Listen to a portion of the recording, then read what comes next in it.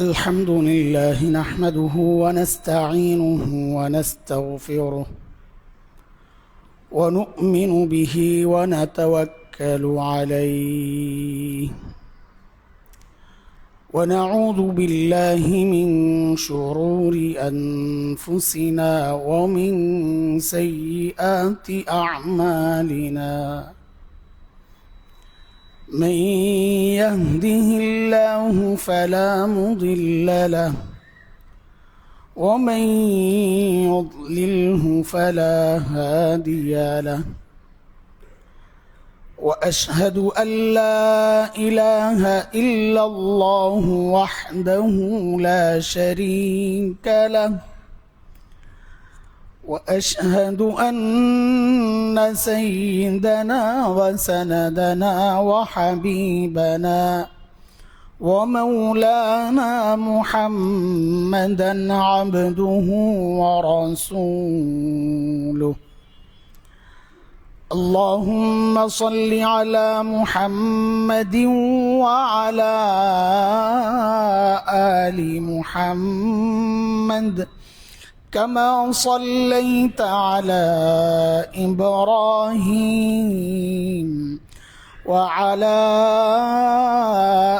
آل إبراهيم إنك حميد مجيد اللهم بارك على محمد وعلى آل محمد كما باركت على إبراهيم وعلى آل إبراهيم إنك حميد مجيد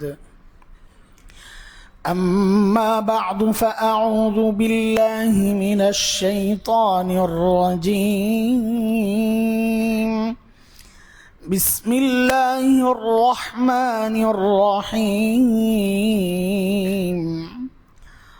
ربنا إني أسكنت من ذريتي بواد غير ذي زرع عند بيتك المحرم ربنا ليقيموا الصلاة فاجعل أفئدة من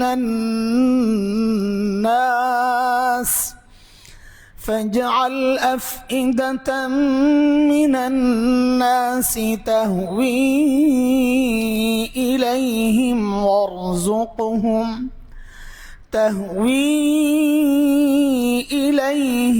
وارزقهم من الثمرات لعلهم يشكرون آمنت بالله صدق الله العلي العظيم محترم حاضرين হজের মাস শুরু হওয়ার পর থেকে আমরা যে মহান ব্যক্তিত্ব এবং তার পরিবারের অনেক স্মৃতি দিয়েই সাজানো হজের আহকামগুলো বিধানগুলো সেই মহান ব্যক্তিত্ব খলিল ইব্রাহিম আলাইহিস সালাতু ওয়াস সালাম তার আপনজনদের জন্য তার সন্তান পরিবারের জন্য আল্লাহর কাছে কি চেয়েছেন সেই চাওয়াগুলো আমরা আলোচনা করছি এই উদ্দেশ্যে যে আমরাও বুঝি যে আমাদের সন্তানদের জন্য আমাদের পরিবারের জন্য আল্লাহর কাছে আমাদের কি চাওয়া উচিত। একদম শুরুতেই খলিল চেয়েছিলেন আল্লাহর কাছে নিরাপদ একটা আবাসস্থল ভূমি, রব্বি জাআল হাযাল বালাদা আমিনা। এখানে একটু বলে রাখি, খলিল তো দোয়া করেছেন, কিন্তু অন্য আয়াতে সূরা নূর 55 নম্বর আয়াত আল্লাহ তাআলা কখন নিরাপত্তা দেন, শহর নিরাপদ করেন, মানুষের মনের মধ্যে নিরাপত্তার বিষয়টা, মানসিক নিরাপত্তা যেটা, যে মন থেকেও সে নিজেকে নিরাপদ মনে করে, অস্থিরতা নাই, টেনশন নাই, এমন কখন করে দেন আল্লাহ তাআলা? তো আল্লাহ তাআলা বলতেছেন, وعد الله الذين آمنوا منكم وعملوا الصالحات ليستخلفنهم في الأرض كما استخلف الذين من قبلهم وليمكنن لهم دينهم الذي ارتضى لهم وليبدلنهم من بعد خوفهم أمنا الآية। আল্লাহ বলেন, আল্লাহ ওয়াদা করতেছেন, এটা আল্লাহর ওয়াদা, শব্দ ওয়াদার। কাদের সাথে? যারা ইমানদার, তোমাদের মধ্যে যারা ইমানদার, ও আমিলুস সালিহাত, এবং যারা সৎ কাজ করে। তার মানে ইমান ঠিক, আমল ঠিক, এই দুই বিষয় যাদের ঠিক হবে, তো আল্লাহ বলেন আমি ওয়াদা করতেছি জমিনের ক্ষমতা আমি তাদেরকে দিয়ে দিব, যেমনটা পূর্বেকার ইমানদারদেরকে দিয়েছিলাম। তাইলে জমিনের ক্ষমতা, এখানে ক্ষমতা বলতে আধিপত্য আর কি, পাওয়ার জন্যে সবচেয়ে বড় বিষয় হচ্ছে ইমান ঠিক করা, আমল ঠিক করা। আল্লাহই দিবেন ক্ষমতা। শুধু সামরিক শক্তির কারণে জমিনের কর্তৃত্ব পাওয়া যায়, এটা অন্তত আমরা আফগানিস্তান দেখে বিশ্বাস করেছি যে না, এটা কথাটা ঠিক না। আফগানিরা, তালেবানরা, তারা যাদের বিরুদ্ধে লড়াই করছে, সারা দুনিয়া জানে যে ওদের সামরিক সক্ষমতা সবচেয়ে শক্তিশালী। সাথে আবার নেটোকেও যুক্ত করছিল, সবাই মিলে একসাথে হামলা করেছে। ফলাফল কি? ফলাফল হচ্ছে নিজেদের অস্ত্র তো রেখে গেছে, নিজেদের বহু সৈন্যও রেখে গেছে, ভাগছে, কোনো রকমে ভাগছে। যাদেরকে দালাল বানাইছিল লম্বা সময়ে, ওদেরকে একা রেখে চলে গেছে। তো এখানেই স্পষ্ট যে শুধু শক্তির কারণে কেউ জয়ী হয় না। বদরের যুদ্ধ সারা মানব ইতিহাসের জন্য সবচেয়ে বড় প্রমাণ, সবচেয়ে বড় প্রমাণ। 313 জন সাহাবীকে নিয়ে নবী আলাইহিস সালাম মক্কা থেকে, মদিনা থেকে বের হয়েছেন 12ই রমজান। সংখ্যা কত? 313। হ্যাঁ, এটা মুসনাদে আহমদের বর্ণনা, হযরত ইবনে আব্বাসের রাদিয়াল্লাহু আনহুমা। মুআজামে তাবরানির মধ্যে হযরত আবু আইয়ুব আনসারীর বর্ণনা আসছে 14 জন। আর বাইহাকির রিওয়ায়াত আসছে হযরত আব্দুল্লাহ ইবনে আমর ইবনে আস রাদিয়াল্লাহু আনহু 15 জন। যাই হোক, বের হয়েছেন নবী আলাইহিস সালাম 313 জন নিয়ে। সাথে শক্তি বলতে মাত্র 2টা ঘোড়া, ঘোড়া মাত্র, তখন যুদ্ধের বাহন এটা ঘোড়া, মাত্র 2টা ঘোড়া। হযরত মিকদাদ ইবনুল আসওয়াদের একটা, হযরত জুবাইর ইবনুল আওয়ামের একটা, এই মাত্র 2টা ঘোড়া। এই 313 জন মানুষ যাচ্ছে। যদিও ওইটা যুদ্ধের জন্য বের হয় নাই, বদরের মদিনা থেকে যখন বের হয়েছেন নবী আলাইহিস সালাম যুদ্ধের জন্য বের হন নাই, বের হয়েছিলেন আবু সুফিয়ানের যে কাফেলা শামের দিকে চলে গেছিল, এটাকে বলা হয় ব্যবসায়ী কাফেলা, আরবিতে বলে আইর। আসলে আবু সুফিয়ানের কাফেলাটা শুধু ব্যবসায়ী কাফেলা ছিল না। কেন ছিল না? কারণ শুধু ব্যবসায়ী কাফেলাকে তাড়া করার জন্য নবী আলাইহিস সালাম যান নাই। ওই সময় ব্যবসা বাণিজ্য হইতো 3 অঞ্চলে, ইয়ামানের দিকে, ইরাকের দিকে, শামের দিকে। নবী আলাইহিস সালাম বিশ্ব রোড যেগুলো ছিল, মহাসড়ক, এর কাছাকাছি সাহাবায়ে কেরামের বিভিন্ন দল পাঠাইতেন, এগুলোকে বলে সারিয়া, ছোট ছোট দল, খবর নিতেন। ইতিহাস সাক্ষী, নবী আলাইহিস সালাম ইয়ামানের দিকে যেই কাফেলা আসা যাওয়া করছে, ওই কাফেলার খবর নেওয়ার জন্য কোনো দল পাঠান নাই। কেন পাঠান নাই? কারণ ওই সময়ে সারা দুনিয়ার মধ্যে অস্ত্র তৈরির কারখানা ছিল ইরাকে আর শামে, ইয়ামানে ছিল না। এই ইয়ামানে খোঁজখবর রাখার জন্য লোক না রাখা প্রমাণ করে শুধুই ব্যবসায়ী কাফেলার খবর নেওয়ার জন্যে নবী আলাইহিস সালাম লোক পাঠান নাই। লোক পাঠাইছেন অস্ত্র কেনার জন্য কারা যাচ্ছে ওই খবর রাখার জন্য। আবু সুফিয়ানের এই কাফেলা শুধু ব্যবসায়ী কাফেলা ছিল না, ওরা সিদ্ধান্ত নিছে চূড়ান্তভাবে মদিনায় হামলা করবে। যেহেতু এর আগে বাহিরে গিয়ে হামলা করে নাই, নিজস্ব যে অস্ত্র এটা দিয়ে হবে না, সেই জন্যে পুরা মক্কার মানুষ ইনভেস্ট করছে ওখানে যে অস্ত্র আনবা, আমাদের জরুরি মালগুলাও আনবা। ওই অস্ত্র আনতে কিনতে যাওয়া কাফেলাকে ধরার জন্য নবী আলাইহিস সালাম মদিনা থেকে রওনা হয়েছিলেন। এটা আরো আগে, এটা রমজানে না। ওসাইরা নামক এক জায়গায়, ইয়াম্বু একটা প্রদেশ আছে ওর কাছে, ওসাইরা, ওই পর্যন্ত গিয়ে নবী আলাইহিস সালাম জেনেছেন আবু সুফিয়ানের কাফেলা চলে গেছে। তো ফেরত যখন আসতেছেন নবী আলাইহিস সালামের ওই যে অনুসন্ধানী টিম যারা, ওরা খবর পাঠাইছেন যে ফেরত আসতেছে আবু সুফিয়ান। ওই ফেরত আসা কাফেলাকে ধরার জন্যই নবী আলাইহিস সালাম 313 জন নিয়ে বের হয়েছেন। কাজে যুদ্ধের উদ্দেশ্যে বের হন নাই, বলার উদ্দেশ্য হচ্ছে অস্ত্র নাই। মাত্র 2টা ঘোড়া, যুদ্ধের মূল বাহন এটা ঘোড়া, মাত্র 2টা ঘোড়া, 70টা ওট, 3 জন 4 জন করে করে একটা ওট ব্যবহার করছেন। নবী আলাইহিস সালামের সাথে ছিলেন হযরত আলী, আবু লুবাবাহ ইবনে আব্দুল মুনজির রাদিয়াল্লাহু আনহু, এই 2 জন ছিলেন নবী আলাইহিস সালামের সাথে। নবী আলাইহিস সালাম কিছুক্ষণ চলেন, হযরত আলী কিছুক্ষণ চলেন, হযরত আবু লুবাবাহ ইবনে আব্দুল মুনজির কিছুক্ষণ চলেন। হযরত আলী আর সঙ্গী বলতেছেন, ইয়া রাসূলুল্লাহ আপনি চলেন, আমরা হাঁটি। তো নবী আলাইহিস সালাম জবাবে বলেছিলেন, তোমরা আমার চেয়ে বেশি শক্তিশালী না, আর আমিও তোমাদের চেয়ে সওয়াবের আশা, আমি তোমাদের চেয়ে কম আশা করি না, মানে আমারও সওয়াব দরকার আর কি, সোজা কথা।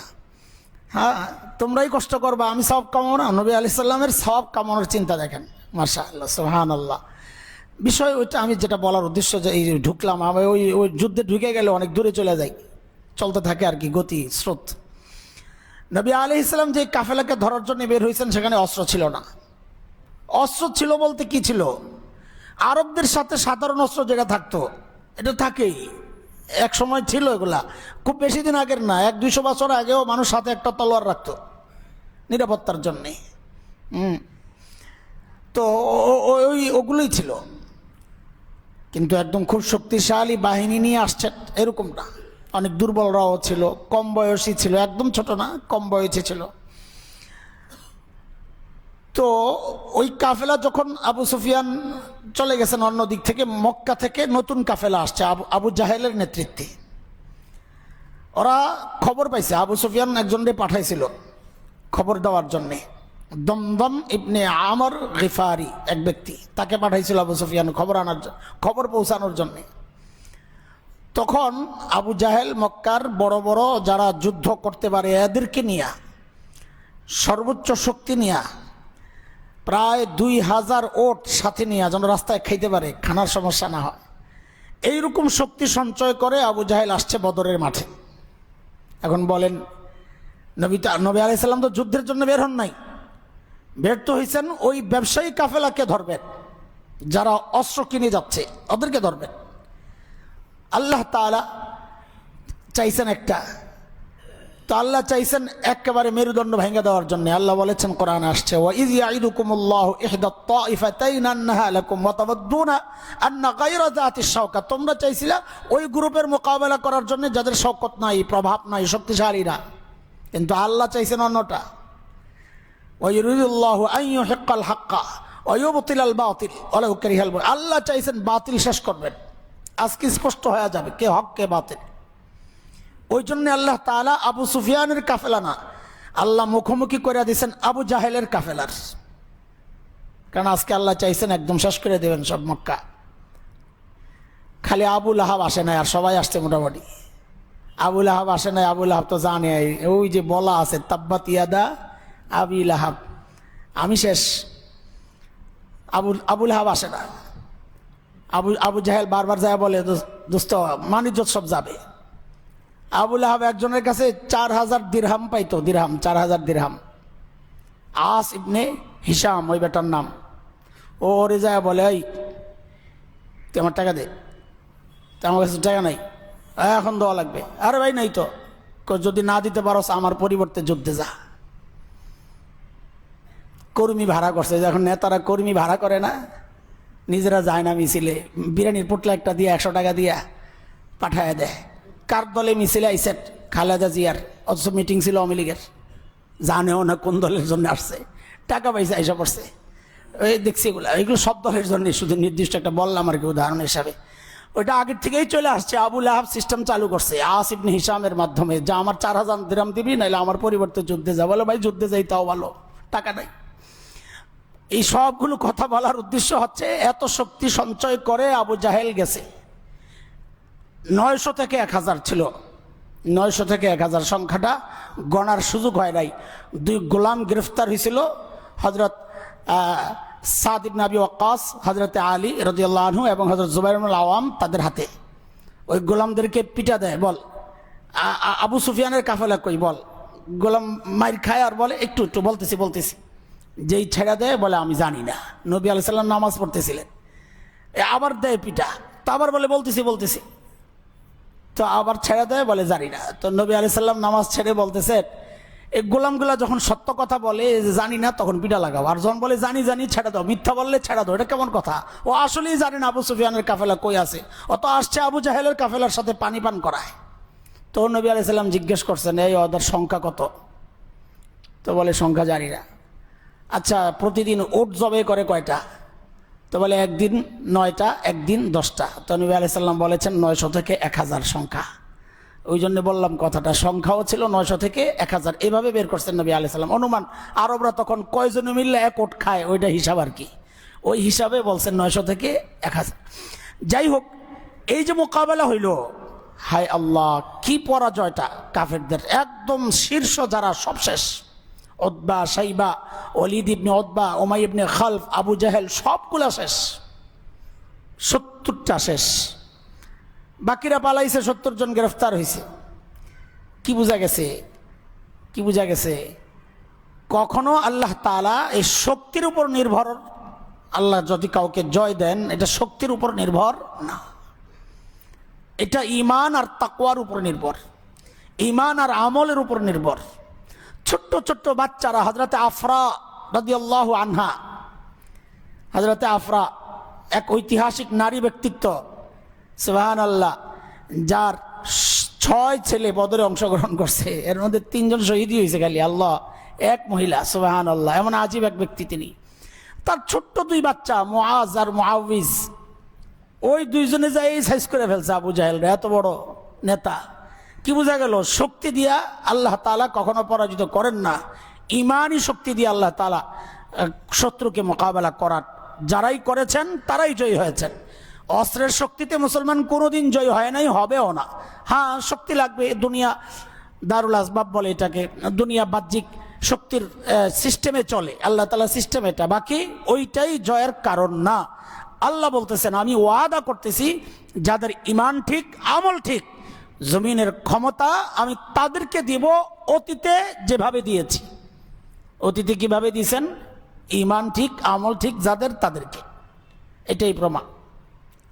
এরপর আল্লাহ বলতেছেন, ওয়ালা ইউমাক্কিনান্না লাহুম দীনাহুমুল্লাযী ইরতাদা লাহুম। এখন তো ধর্মীয় পরিচয় দিতে অনেকে দ্বিধা করে, এমন এমন জায়গা আছে যেখানে যায় ধর্মীয় পরিচয় দিতেও চায় না। ওই যে শোনাইছি 2 মাস আগে, যে নিজের আকীদা বিশ্বাসের বিরুদ্ধে পরিচয় দেয় যে আমি আহমদী জামাতের লোক, ভিসা পাওয়ার জন্যে, নিজেকে সমকামী পরিচয় দেয় ভিসা পাওয়ার জন্যে। কেন? নিজের এই ইমানদার পরিচয় দিয়া সুযোগ সুবিধা নিতে পারবে না। অনেক জায়গায় দাড়ি রাখে না, কেন রাখে না? মানুষ আমার মুসলমান বুঝে ফেলবে এক দেখায়, যদিও অন্যরাও দাড়ি রাখে, মুসলমানের দাড়ি রাখার স্টাইল তো আলাদা। হ্যাঁ, এগুলো করে না, কি আশ্চর্য।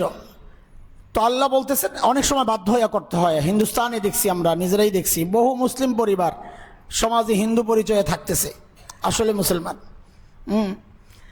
আমরা গরু খাইতাম, গরু তো জবে নিষেধ, উত্তরপ্রদেশে তো বেশি কঠিন। ওই গ্রামে এক জায়গার থেকে গরুর গোশত আনতাম যায়। ওরা কি করতো, ঘরের মধ্যে গরু জব করে এই গর্ত করে এটার মধ্যে সব দাফন করে পরিষ্কার করে প্যাকেট দিয়ে আমার ধরাই দিত গরুর গোশত। এখন গোশতের গায়ে তো লেখা নাই গরুর গোশত, রাস্তায় ধরলে এটা তো মহিষ হয়ে যায়, কিছু করার তো নাই। তো এইভাবে নিজের পরিচয় গোপন রাখতো তারা। কেন রাখে? এখন কি করবে? জীবন তো বাঁচাতে হবে। তো আল্লাহ তাআলা বলতেছেন ঈমান আমল যদি কেউ ঠিক করে, তো এই যে ধর্মীয় পরিচয় দিতে যেই দ্বিধা, ওইটাও করা লাগবে না। আমি তার ধর্ম যেটা আমার পছন্দ ওইটাকে শক্তিশালী করে দিব। তখন ধর্মীয় পরিচয়টাই দিয়েই মানুষ প্রভাব তৈরি করবে। এটাও নির্ভর ঈমান আমলের উপর। এর পরের যে আল্লাহর ওয়াদা, সেটা হচ্ছে ওয়ালা ইউমাক্কিনান্না লাহুম দীনাহুমুল্লাযী ইরতাদা লাহুম ওয়ালা ইউবাদদিলান্নাহুম মিন বা'দি খাউফিহিম আমনা। ভয় আতঙ্কের পরিবর্তে আমি নিরাপত্তা দিয়ে দিব। তাহলে নিরাপত্তা দেওয়ার জন্যে, নিরাপত্তা পাওয়ার জন্যে, শহর নিরাপদ হওয়ার জন্যে শর্ত হইল ঈমান ঠিক করা, আমল ঠিক করা। খলিল ইব্রাহিম নিজের পরিবারের জন্যে নিরাপদ শহরের দোয়া করছেন, পক্ষান্তরে যেন খলিল সাথে এই দোয়াও করছেন, আল্লাহ তাদের ঈমান আমল যেন ঠিক থাকে। এর ব্যাখ্যা আসতেছে পরে। এরপরেই বলতেছেন আল্লাহ তারা আমি সহ কেউ যেন মূর্তি পূজারী না হয়, এই দোয়া করছেন। আমরা গত কয় জুমায় আলোচনা করছি। তারপর সন্তানকে কোথায় রেখে গেছেন, কোথায় রাখা উচিত। তো দুনিয়ার সুযোগ সুবিধা নাই এখানে, বৃক্ষলতাহীন, জলশূন্য, বালুকাময় জায়গা, কিন্তু তারপরে রেখে যাচ্ছে কেন? যে আপনার ঘর, পবিত্র ঘর আছে এখানে। এটাও একটা শিক্ষা যে পরিবারের জন্যে আমি জায়গা চুজ করব কোথায়, যেখানে দিন প্র্যাকটিস করা আমার জন্য সহজ হয়, যেখানে খুব ভালো থাকতে হবে। হাই সোসাইটি, এটা ইমানদারের চাওয়া হইতে পারে না। ইমানদারের চাওয়া হবে পাশে একটা ভালো মসজিদ আছে কিনা, পাশে কোনো দিনদাররা থাকে কিনা। ইমানদারদের চাওয়া উচিত এটা। আর কি চায় মানুষ? আশ্চর্য কথা। যাই হোক, এই আলোচনা গত জুমা আমরা করেছি। আল্লাহ আমাদেরকে এই মানসিকতা থেকে হেফাজতে রাখেন। আমাদের সকলের মানসিকতা যেন এটা হয় যে যেখানে গেলে আমার দিন টিকবে আমি ওখানে যাই, এইটা যেন সকলের মানসিকতা হয়। এরপরের যে বক্তব্য হযরত খলিল ইব্রাহিম আলাইহিস সালাতু ওয়াস সালামের, রব্বানা লিয়ুকিমুস সালাহ না ওয়ারযুক আহলাহ মিনাস সামারাত। আল্লাহ এই শহরের বাসিন্দা যারা হবে তাদের রিজিকের বন্দোবস্ত আপনি করে দিয়েন। দেখেন, একটা হচ্ছে খলিলের দোয়ার ফলাফল, সেটা আমরা পরে দেখাচ্ছি, কিন্তু বাবা হিসাবে, অভিভাবক হিসাবে তার অধীনস্থ যারা আছে তার পরিবারের জন্য কি চাওয়া উচিত, এটা একটা স্পষ্ট। যে ঈমান আমল আখিরাতের চিন্তা যেমন বাবা করবে, বাবা সন্তানের জন্য রিজকে হালালের চিন্তাও করবে।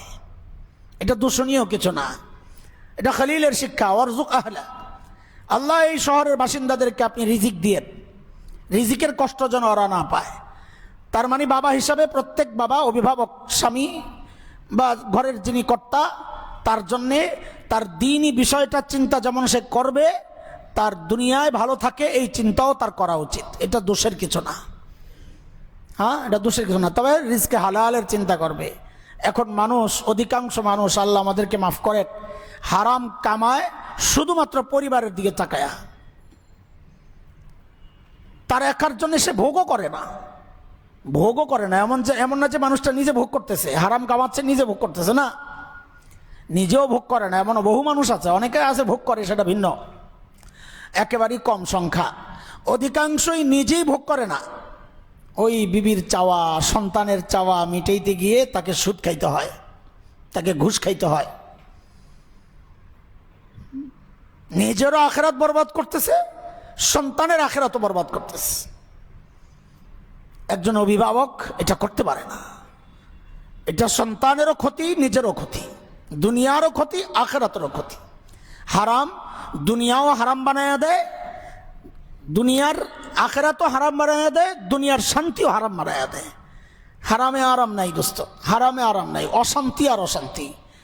লাখপতি কোটিপতি ঘরে শান্তি নাই, অধিকাংশের হালও তোমাদের জানা। কারণ জানি কেমনে, ওই আখের তাবিজ নেওয়ার জন্য তো আমাদের কাছে আসেন, হুজুর একটা তাবিজ দেন, আমার ঘরে একটু পানি ভরা দেন, হুজুর আগুন জ্বলতেছে, আগুন।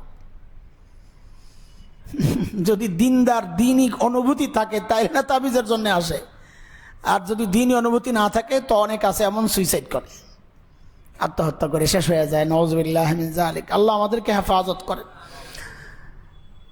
অভিভাবক হিসাবে প্রত্যেকটা অভিভাবকের এই মাথায় চিন্তা যেন থাকে, আমি আমার সন্তান, আমার পরিবারকে আমি হালাল রিজিক দিব, হালাল রিজিক। সে আমারও অনুগত থাকবে, সে আমার রবের অনুগত থাকবে। এই হারাম খায়া সে আমারও নাফরমানি করে, আমার রবেরও নাফরমানি করে। এই হারাম খায়া বউ এখন আমার কথাও শোনে না, রবের কথাও শোনে না, সন্তান আমার কথাও শোনে না, রবের কথাও শোনে না। তার মানে আমি রবের কথা শোনে না মানে আমি আমার সন্তানের আখিরাত বরবাদ করছি, আমার কথা শোনে না মানে আমি আমার সন্তান এবং আমার নিজের দুনিয়াও বরবাদ করছি। ওয়ারযুক আহলাহু মিনাস সামারাত, খলিলের দোয়া।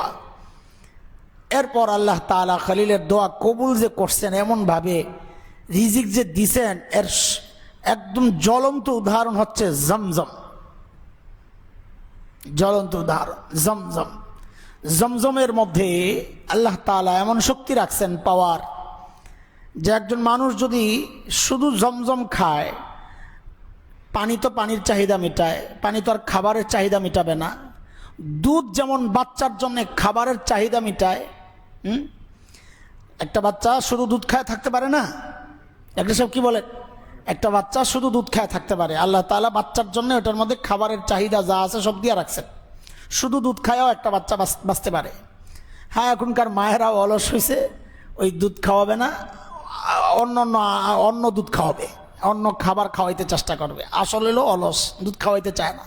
এমন মাও এখন বের হয়েছে নাকি শুনতেছে, আল্লাহ মাফ করেন, এগুলো কোন মেজাজের আল্লাহ জানে, সন্তান দুধ খাওয়ায় না।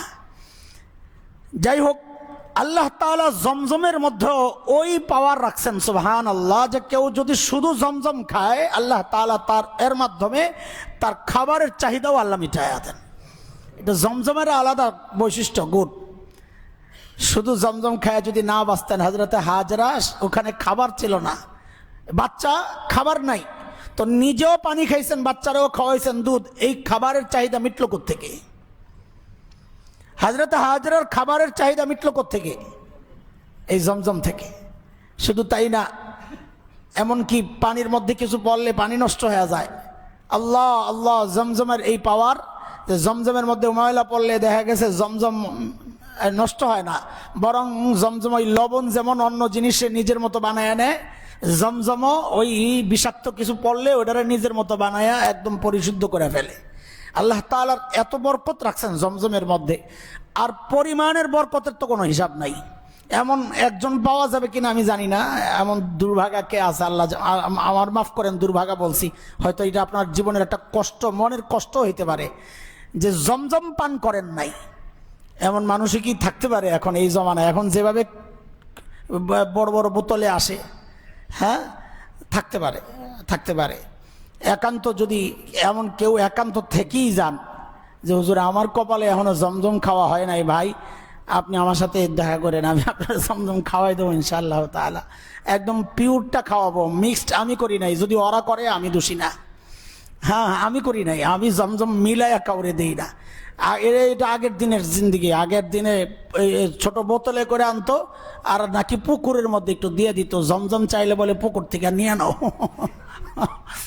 এখন আর ওই জমানা নাই, আলহামদুলিল্লাহ, এখন যথেষ্ট পরিমাণ আসে, আল্লাহ শুকুর। হ্যাঁ, কেউ যদি একান্ত এমন হয় যে জীবনে জমজম খান, আবার এই যে ডবল খাইতে আসেন না, তাহলে কিন্তু পেট নষ্ট হবে। জীবনে খান নাই জমজম এমন যদি কেউ হয়, আইসেন ইনশাল্লাহ, আমি ব্যবস্থা করে দেবো, খাওয়াই দেবো ইনশাল্লাহ। তো দেখেন, একজন ইমানদার হিসাবে দুনিয়ায় কত দূর আমরা, সেই জমজম কুয়া থেকে কত দূর, যাইও নাই, ওখানে যাইও নাই, অথচ আল্লাহ তাআলা এমন কবুল করছেন দোয়া, যে নিজের সন্তানরা দুনিয়ার যেখানেই ছড়ায়া ছিটায় আছে, কোনো না কোনোভাবে আল্লাহ তাআলা খলিলের ওই ইমানদার সন্তানদের কাছে ওই জমজম পাঠাইয়া দিতেছেন। কি বরকত হয়েছে, সুবহানাল্লাহ। আর এই যে এই পরিমাণে নেওয়া হচ্ছে, ছোট্ট একটা কূপ, যারা একদম 90-এর দশকের আগে গেছেন, যারা 80-র দশকে, বিশেষ করে শেষ সময়টা এটা, এরপরেই জমজম বন্ধ করে দেওয়া হয়েছে 90-এর পরে। ওই সময় যারা গেছেন, না 90-এর পরেও ছিল, আমি তো যাই 94-তে পাইছি, 93-তে না 94-তে, হ্যাঁ পাইছি যায়া, যে কুয়ার দেখা যায়, কুয়ার পাশ থেকেই পানি নিত মানুষ, ট্যাপ লাগানো ছিল, কুয়া দেখা যেত নিচে। এখন যে মাকাম ইব্রাহিম আছে, আর সোজা সামনে দিয়ে সিঁড়ি দিয়ে নিচে নামতো, ওখান থেকে একদম কুয়ার পাড় থেকেই পানি ওঠায়া মানুষ খাইতো। এখন ক্লোজ করে, এখন যে ভিড় হয় এখন তার সম্ভব না, এখন নানান জায়গায় দিয়ে দিছে, ভালো হয়েছে, সুবিধা হয়েছে। যাই হোক, ওই সময়ের জমজমের একটা আলাদা টেস্ট ছিল, একদম কুয়ার পানির একটা যে গন্ধ, ওইটা সহ পাওয়া যেত, একটা আলাদা টেস্ট ছিল একদম, এবং সবচেয়ে ভক্তির জায়গাটা একদম সরাসরি দেখা যাচ্ছে। এখন কই যায়, কি করে, প্রসেসিং করে, এগুলারে আবার নাকি পরিশুদ্ধ করে, জমজমে কি পরিশুদ্ধ, ওই যে কুয়ার যে ময়লা টয়লা পড়ছে এগুলারে সরায় আর কি, পরিশুদ্ধ বলতে এটাই, ময়লা সরায়। এরপরে যেটা আসে এটার স্বাদটাও একটু আগের মতো পাই না। যারা একদম সলিডটা খাইছেন কুয়ার থেকে ওঠায়া, ওই যে স্বাদ এটাও এখন পাই না। এখন নর্মাল আমাদের মিনারেল ওয়াটারের মতোই লাগে মাঝে মাঝে, ওই যে এটাকে প্রসেস করছে যে এই কারণে। যাই হোক, এই যে এই পরিমাণ জমজম যাচ্ছে, আজ পর্যন্ত এরকম কোনো রেকর্ড নাই যে কোনো দিন হয়েছে ওই যে ইসমাইল আলাইহিস সালামের পায়ের আঘাতের পর এই যে জমজম শুরু হয়েছে ওঠা, আজ পর্যন্ত কোনো রেকর্ড নাই যে কিছুদিন বন্ধ ছিল পানি, আবার জমছে, আবার ওঠানো হয়েছে। এটা হবেও না ইনশাআল্লাহ। এটা চালু হয়েছে, জান্নাত থেকে আসছে, এই জান্নাতি নিয়ামত শেষ হয় না, জমজমও শেষ হবে না। আল্লাহ এমন কবুল করছেন। এই তো গেল পানির ব্যাপার। খাওয়া, সুবহানাল্লাহ, পানওয়ালারা কষ্ট করে পান নেওয়ার দরকার নাই, পাওয়া যায়। হজে যারা যাবেন পানির চিন্তাই তো শেষ, যায় পানটা না পাইলে আমি শেষ। যারা খায় আল্লাহ তাআলা, সুবহানাল্লাহ, কি যে এক নেশা এটা। সিগারেট যেমন একটা নেশা, পানটাও একটা নেশা। নেশা বলতে ওই যে মাতলামির নেশা না, মানে না খাইলে অস্থির লাগে আর কি, ওই নেশা। আবার মনে করেন না যে হুজুর কি ফতু একটা দিয়ে দিল, পান খাওয়া নেশা না। নেশার বস্তু খাইলে নেশা হবে, সেটা তো আলাদা। পানের মধ্যে নেশা নাই, সুপারিতে নাই, চুনেও নাই, উপকার আছে। হ্যাঁ, এই উপকার আছে মানে আমি যারা খায় নাই তাদেরকে উৎসাহিত করতেছি না, আমি নিজেও না খাওয়া দলের লোক। যারা খাচ্ছেন তাদেরকে বলতেছি, খাচ্ছেন ঠিক আছে, উপকার আছে, হাবে যাবে খায়েন না আর কি। সাথে আরও কত কিছু মিক্সড করেন না, ওগুলা না খাইলে কি হয়, বাকিগুলা তো উপকারী হয়। বা অন্য যেগুলা খান সাথে, আমি নাম বলতেছি না, তো ওগুলা দিলে তো লাভ নাই, ক্ষতি ক্ষতি। এই যেগুলা তামাক জাতীয় যেগুলো আছে, বলেই ফেললাম না, আইসা পড়ছে, তামাক জাতীয় যেগুলো আছে ওগুলো না খাইলে কি হয়। শুধু পানটা খান না, শুধু সুপারি মিলাইয়া খান, বেশি খায়েন না সুপারি। চুন একটু লাগায় আনেন, চুন যেদিকে লাগান ওদিকে না, উল্টা পিঠে, যেন বিষাক্ত কিছু থাকলে, পোকামাকড় থাকলে ওইটার যে বিষটা থাকে ওইটা যেন নষ্ট হয়ে যায়, ওইভাবে খান। যদি খাইতে হয় একান্ত ওইভাবে খান। বলা হচ্ছে কষ্ট করে নেওয়ার দরকার নাই, এয়ারপোর্ট থেকে রেখে দেবে, কোনো না কোনোভাবে পৌঁছে যাবে এখানে। খলিল দোয়া করছেন, আপনি খাইতে চাইবেন আর হালাল জিনিস পাওয়া যাবে না, মক্কা এমন নাই। শুটকি যদি কারো মনে চায়, শুটকির ব্যাপারটা থাকে, ওইটাও পাওয়া যায়, আলহামদুলিল্লাহ, শুটকিও পাওয়া যায়। এইভাবে বলতেছি, আপনি এটাকে খুব কি মনে করতেছেন? এইভাবে বলার কারণ হচ্ছে এই যে টুকিটাকি বিষয়গুলো, খাওয়ার জিনিস হালাল, ওইটাও পাওয়া যায়। দোয়া এমন কবুল হয়েছে, ভালোগুলো তো পাওয়া যায়, ভালোগুলো তো যায়। দুনিয়ার এমন কোনো খাবার নাই যা মক্কায় পাওয়া যায় না, এমন কোনো মৌসুমের ফল নাই যা মক্কায় পাওয়া যায় না। সারা দুনিয়ার মৌসুম মক্কার সব সময়ের মৌসুম। বহু ফল আছে, এখন আমাদের দেশে মৌসুম, অন্য দেশে মৌসুম না, আবার অন্য দেশে মৌসুম, আমাদের দেশে মৌসুম না, এমন হইতে পারে। কিন্তু মক্কার জন্য সব সময়ই মৌসুম। সারা দুনিয়া থেকে সব আইটেমের ফল ওখানে যায় হাজির হয়। কেন হবে না? খলিল দোয়া করে গেছেন, খলিল দোয়া করে গেছেন, ফাজআল আফইদাতাম মিনান নাস তাহওয়ি ইলাইহিম। আরেকটা দোয়াও করছেন, এটাও চাওয়া, বাচ্চার জন্যে, সন্তানের জন্যে, বাবা মায়ের এটাও চাওয়া উচিত। খলিল দোয়া করছেন, আল্লাহ সারা দুনিয়ার মানুষের দিল যেন এই মক্কাওয়ালাদের দিকে ঝুঁকে থাকে। এটা বৈধ প্রক্রিয়ায় হোক, অবৈধভাবে হোক, এটা আছে। এর মানে সামাজিক একটা অবস্থা, সন্তানের জন্য দোয়া করা, আল্লাহ আমার সন্তান যেন সামাজিকভাবে প্রতিষ্ঠিত হয়, মানুষ তাকে পছন্দ করে, মানুষের মন তার দিকে ঝুঁকে। বাচ্চার জন্য এই দোয়াটাও করবেন, সামাজিকভাবে যেন আমার বাচ্চা প্রতিষ্ঠিত হয়, সামাজিকভাবে যেন কারো কাছে নত হয়ে থাকতে না হয়। বাবা এটা দোয়া করবে, খলিল দোয়া করছেন, তাহওয়ি ইলাইহিম, সারা দুনিয়ার মানুষের মন যেন দিকে ঝুঁকে থাকে। এই দোয়া করবেন বাচ্চাদের জন্য, আমার বাচ্চাকে আল্লাহ প্রতিষ্ঠিত করে দেন, আল্লাহ আমার বাচ্চাকে সম্মানিত করেন, সামাজিক সম্মান আল্লাহ দান করেন। এই দোয়াগুলো করবেন বাচ্চাদের জন্য। মনে আছে পিছনের দোয়া, আল্লাহ আমার সন্তান, আমরা যে শহরে থাকি, আল্লাহ এই শহরকে আপনি নিরাপদ বানাইয়া দেন। এই দোয়া যদি কবুল হবে কখন? যদি আপনার ঈমান আমল ঠিক হয়, এটা আল্লাহর ওয়াদা আছে, এটাও মাথায় রেখেন। আল্লাহ আমাকে, আমার পরিবারকে, মূর্তি পূজা, তা আমরা বলেছি মূর্তি বলতে এখানে ওই সময় গুনাহ হইতো, মূর্তি পূজার গুনাহ, এখন গুনাহ ছড়ায় গেছে, এখন শুধু গুনাহ, মূর্তি পূজা হয় না। তো আমরা দোয়া করবো, আল্লাহ আমাকে, আমার পরিবারকে সব রকমের গুনাহ থেকে আল্লাহ আপনি হেফাজত করেন। আমরা শুধু গুনাহ মূর্তি পূজার করবো না, কি করবো না? শুধু মূর্তি পূজার না, ওই সময়ে গুনাহ করতো, খালি মানুষ মূর্তি পূজা করতো। আমাদের মতো এত রঙের গুনাহ তো ছিল না ওই সময়। গুনাহ এটাই, মূর্তি পূজা করতেছে। তো এই জন্যে আমরা যেহেতু হরেক রকমের গুনায় আমরা জড়ায়া যাই, তো আমাদের জন্য দোয়া ওইটাও করা যে আল্লাহ আমাদেরকে সব রকমের গুনাহ থেকে আপনি হেফাজত করেন, বিশেষ করে ঈমান বিধ্বংসী গুনাহ থেকে হেফাজত করেন। মূর্তি পূজা মানে ঈমান বিধ্বংসী গুনাহ, ঈমান বিধ্বংসী গুনাহ থেকে আমাদের সবাইকে হেফাজত করেন, এই দোয়া করব আমরা ইনশাআল্লাহ। এরপর সন্তানের ফিকির, যেটা ফিকিরটা কি করব, সন্তান যেন ভালো একটা পরিবেশে থাকে, দ্বীনি পরিবেশ। বলেন তো কোন পরিবেশ? হ্যাঁ, ভালো পরিবেশ বলতে হাই সোসাইটি বলেন। হ্যাঁ, যদি এর জন্য আমার দুনিয়াবি কিছু ক্ষতিও হয়, বলে এটাই তো খলিল বলছেন, আল্লাহ বাড়ি ঘর নাই, আল্লাহ খাদ্য নাই, পানি নাই, ফসল নাই, ফল নাই, গাছগাছালি নাই, ওয়াদিন গায়রি যারা বিক্ষত লতাহীন জলশূন্য বালুকাময় জায়গা, এমন জায়গায় রাখছি।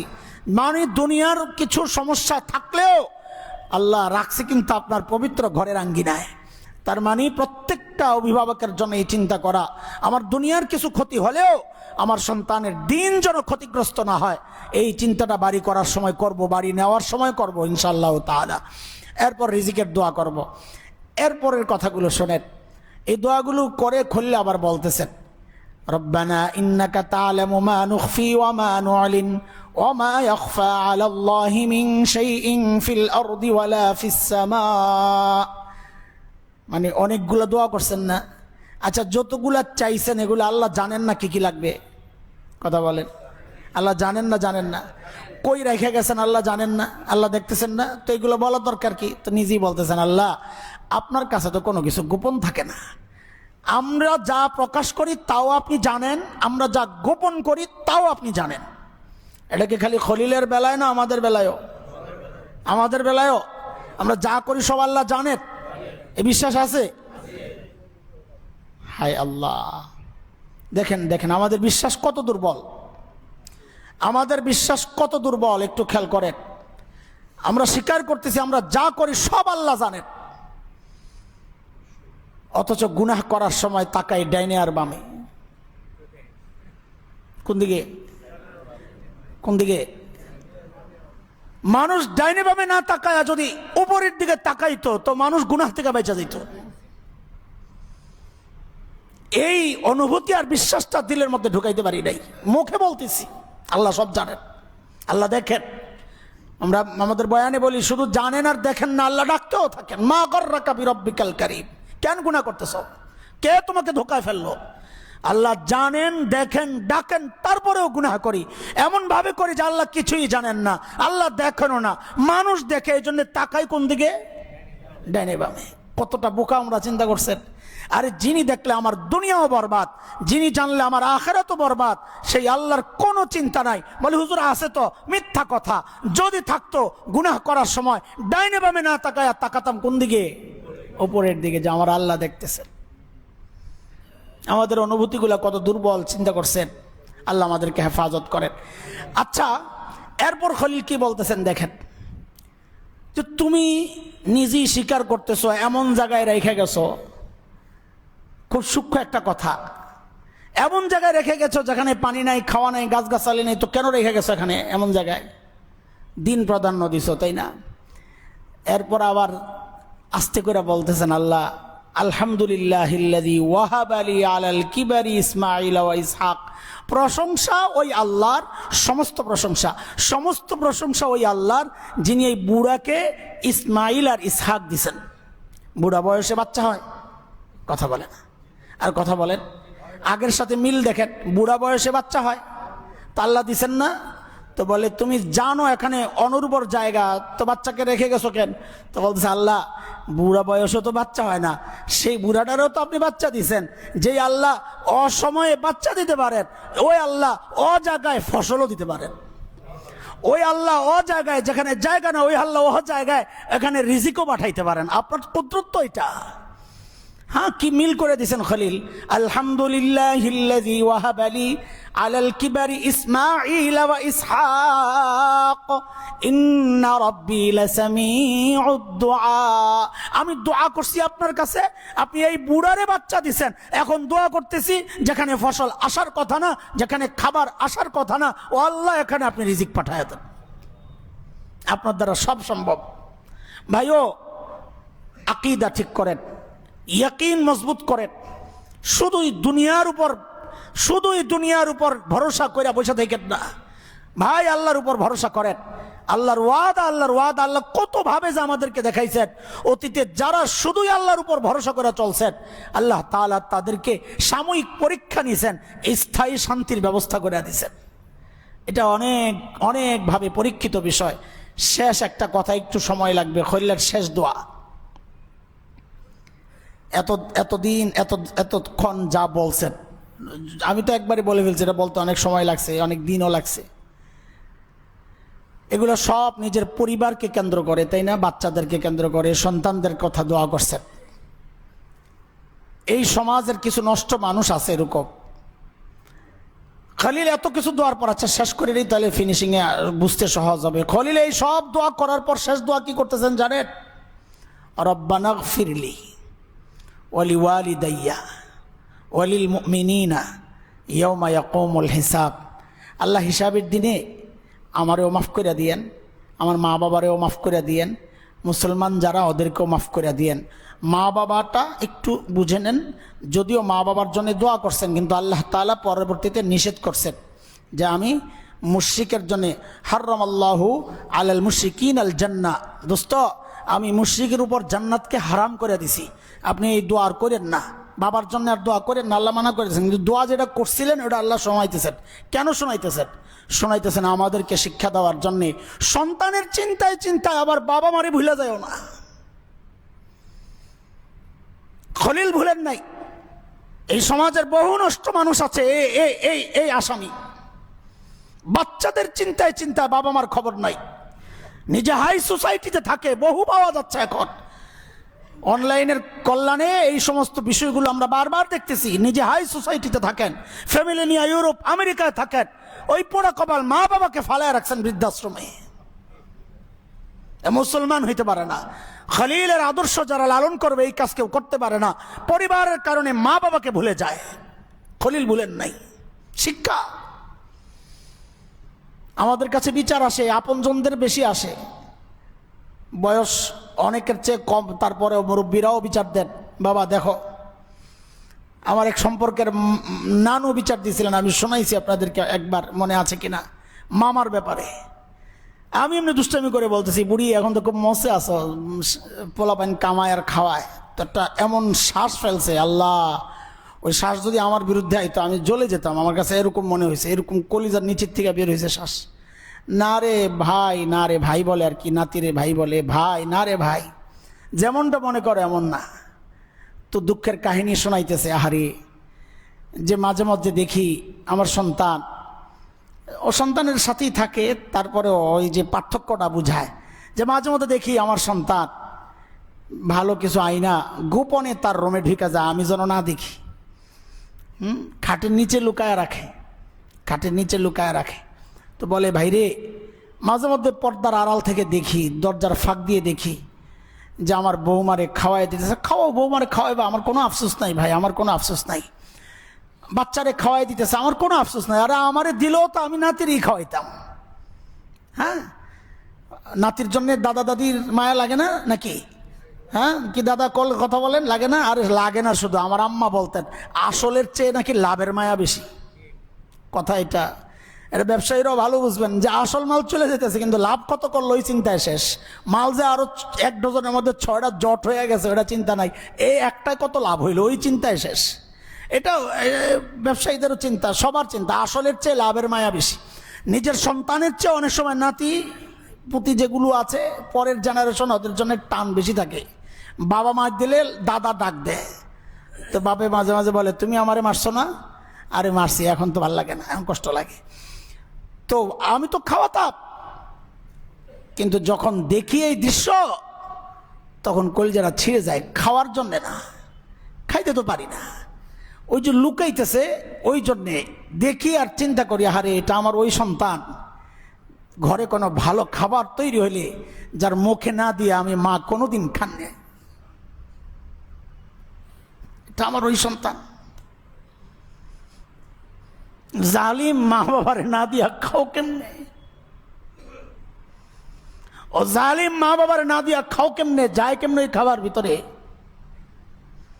কোনো খবর নাই, পড়ে আছে গ্রামে, বউলিয়া শহরে আরামে থাকতেছে। কিছু বললে আবার বলে কি জালেমে জানেন, হুজুর একা কয়টা সামলাবো? আরে বেটা কয়টা মানি, তোর মা বাবা তোর সবার আগে। আরে নিজের কামাই রোজগারও তো মা বাবার। নবীজি বলেছেন আনতা ওয়া মালুকা লিআবিকা, বাবা আর সন্তানের বিচার করতে গিয়ে নবীজি বলেছেন আনতা ওয়া মালুকা লিআবিকা, সন্তানকে বলেছেন তুমিও তোমার বাবার, তোমার কামাইও তোমার বাবার, আমার আবার কি? আইনা দিবা মা বাবার কাছে, মা বাবা খরচ করবেন। বলে মা বাবারে খাওয়াইলে সন্তান কেমনে খাওয়াবো? গাধা একটা। এই চিন্তা যাদের, তাদেরকে আমি বলি স্পষ্ট, গাধা, মাথায় কিচ্ছু নাই। কেন? আরে নবীজি সাল্লাল্লাহু আলাইহি ওয়াসাল্লাম বলেছেন, এই যুবকরা বিশেষ করে যাদের মা বাবা আছে, ভাই আফসোস, এই যে বলতেছি না, মাঝে মাঝে খুব কষ্ট লাগে। আরে মা বাবার খেদমত তো ওইভাবে করতে পারি নাই, দুর্বল ছিলাম, সোজা কথা। মাঝে মধ্যে এই গাড়িতে যখন চলি না, বিশেষ করে এই প্রেস ক্লাবের সামনে দিয়ে যখন আসি, একটা দৃশ্য আমার খুব এখনো কাঁদায়, মনে পড়লি কান্না আস। আব্বাকে নিয়ে গেছিলাম ডাক্তারের কাছে, ডক্টর আজাদ সাহেব, ওই যে ইয়াতে বাইতুল মুকাররম উল্টা পাশে ভিতর এক জায়গায়। আল্লাহ, তো নিয়ে আইসা প্রেস ক্লাবের সামনে দাঁড়াইছি, গাড়ির অপেক্ষা, কোনো গাড়ি আসতেছে না। কত ট্যাক্সি ক্যাবরে ডাক দিলাম, ভাই একটু দাঁড়াও। আব্বা দাঁড়ায় থাকতে থাকতে এক সময় আর পারেন না, অসুস্থ মানুষ, ফুটপাতে বসে পড়ছেন। ওই দৃশ্য মনে করতে পারি না। এখন তো গাড়িতে চলি, আল্লাহ এখন উপর দিয়া চালায়, হেলিকপ্টার দিয়া নেয়। বাবারে গাড়িতে ওঠানোর মতো সামর্থ্য ছিল না, উঠাইতে পারি নাই। তো যাদের সামর্থ্য আছে তাদেরকে বলি, ভাই চলে গেলে আফসোস করবা, করার থাকবে না কিচ্ছু তখন। এই আমার মতো চোখের পানিই ফেলবা। হ্যাঁ, কবরের কাছে যাই একটু দোয়া করতে পারবা, ওইটা করি, আলহামদুলিল্লাহ ওইটা করি। এই গত সপ্তাহেও গেছি, এত বেজালের মধ্যে মাঝে মাঝে দৌড় মারি, অস্থির লাগে যে যাদের উসিলায় বসি তাদের জন্য দোয়া করব না। আরে যাদের উসিলায় আপনাদের সামনে, শুধু আপনাদের সামনে না, যাদের উসিলায় আমি আমার মালিকের সামনে দাঁড়াই, তারা দিন না শিখাইলে, আমার মা বাবা যদি আমার দিন না শিখাইতো, তো আমার তো সেজদা করাও হইতো না। ওই সেজদাটাও তো করি মা বাবার উসিলায়, তিলাওয়াত তো করি মা বাবার উসিলায়। তো জালিম বলে কি, সংসার, আমার সংসার আছে না, আরে মা বাবারে বাদ দিয়া কিসের সংসার তোমার? হ্যাঁ, অথচ নবীজি কি বলতেছেন, তুমি অভাবের চিন্তা করো না, তুমি অভাবের চিন্তা করো। নবীজি কি বলতেছেন? বোকা, নবীজি বলতেছেন মান আহাব্বা আন ইউমাদ্দা লাহু ফি উমরিহি ওয়া আন ইউযাদা লাহু ফি রিজকি, যে চায় তার বয়স লম্বা হোক, মানে অল্প বয়সেও তার অনেক বরকত হয়েছে, এটাও তো হইতে পারে, অথবা বয়সটাই লম্বা হোক, যে লম্বা বয়স চায়, লম্বা হায়াত চায়। দুনিয়ায় এমন কোনো মানুষ আছে কিনা আমার জানা নাই যে লম্বা হায়াত চায় না। আর কারো মানসিক কষ্ট থাকলে অনেকে মৃত্যু কামনা করে, আল্লাহ মরে গেলে ভালো, সেটা ভিন্ন, কিন্তু এটা বলে মুখ দিয়া, আসলে চায় না। প্রত্যেকটা মানুষই চায় অনেক দিন বাঁচতে। তো নবী আলাইহিস সালাম বলেন, কেউ যদি চায় লম্বা সময় বাঁচতে, তার হায়াতটা লম্বা হোক। ওয়া ইউযাদা লাহু, এটা বেশি চিন্তার আমাদের এই মুহূর্তে, ওয়া ইউযাদা লাহু ফি রিজকি, এবং তার রিজিকে বরকত হোক। বরকত না, আল্লাহ বলছেন বেশি হোক, নবীজি বলেন বেশি হোক, তার অনেক সম্পদ হোক। দুনিয়ার সচ্ছলতা চায় যদি কেউ, এবং লম্বা হায়াত যদি কেউ চায়, সে যেন দুইটা কাজ করে। কয় কাজ? হ্যাঁ, আপনি চিন্তা করেন কি, নবীজি বলেন কি, কয় কাজ বলেন?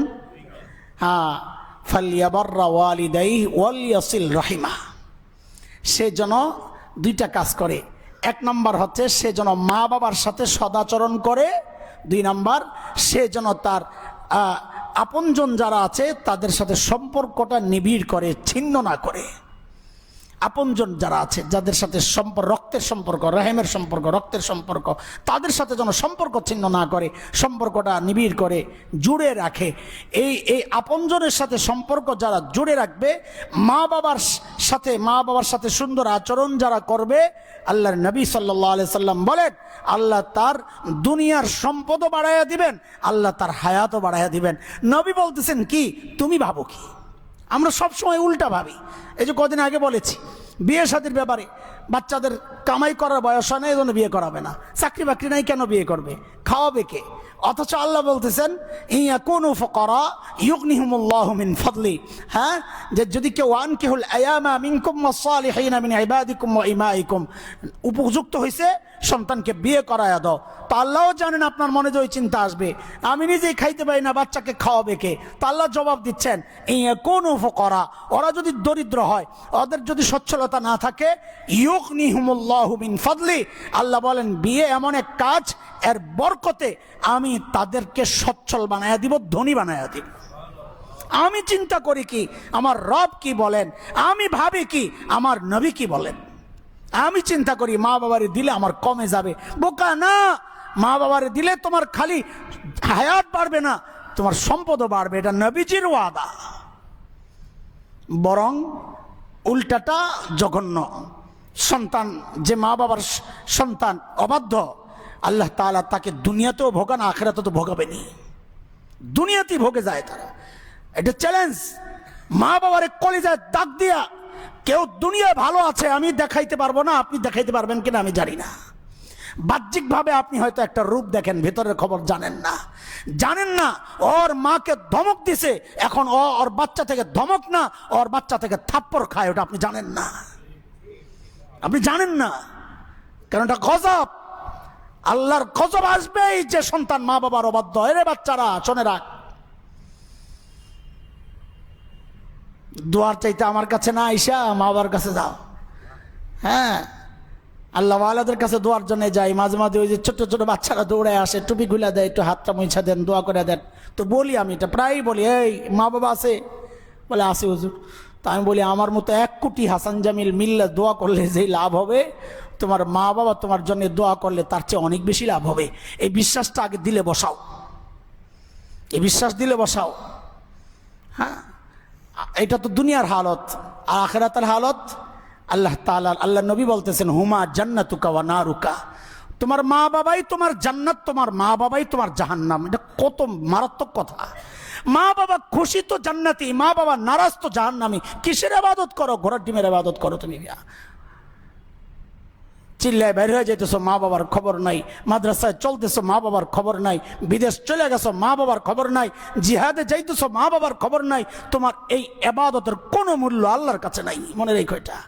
দিন নিজের মতো দিন মানার নাম দিন না, আল্লাহ আল্লাহ রসুলের হুকুম মানার নাম দিন। বলে আল্লাহ আল্লাহ রসুলের হুকুম মানার নাম দিন, নিজের ইচ্ছা মতো চলার নাম দিন না। এটা অসংখ্য হাদিস এই বিষয়গুলো দ্বারা, এই বিষয়গুলোর ব্যাপারে অসংখ্য হাদিস আছে। নবীজি মানা করছেন জিহাদে যাইতে। যাও যাও, মার খেদমত করো, যায় তুমি কোন দিন প্র্যাকটিস করো। আল্লাহ আমাদেরকে সহি বুঝ দান করেন। এটাও খলিলের শিক্ষা। সন্তানের জন্য এত কিছু চাইলাম, মা বাবার জন্য কিছু চাইবো না, এটা যেন না হয়। সন্তানের জন্য যেমন মঙ্গল চাইবো, আমি আমার মা বাবার জন্যও চাইবো, মুসলিম দুনিয়ার জন্যও চাইবো। খলিল সারা দুনিয়ার মুসলমানের জন্য দোয়া করছেন, আমরাও দোয়া করব, সারা দুনিয়ার মুসলমানের জন্য দোয়া করব। বিশেষ করে মা বাবাকে দোয়ায় কখনোই ভুলবো না ইনশাআল্লাহ তাআলা। আল্লাহ তাআলা খলিল যেভাবে তার পরিবারের ফিকির যেভাবে করেছেন, খলিল যা যা চেয়েছেন আল্লাহর কাছে ওইভাবে ফিকির করা, আর ওই জিনিসগুলো আল্লাহর কাছে চাওয়া। বিশেষ করে ঈমান, আমল, আকীদা, এগুলো আমাদের যেন ঠিক থাকে আল্লাহর কাছে আমরা দোয়া করব, নিজের জন্যও নিজের পরিবারের জন্য। আল্লাহ কবুল করেন, আমিন। ওয়া আখিরু দাওয়ানা আলহামদুলিল্লাহ।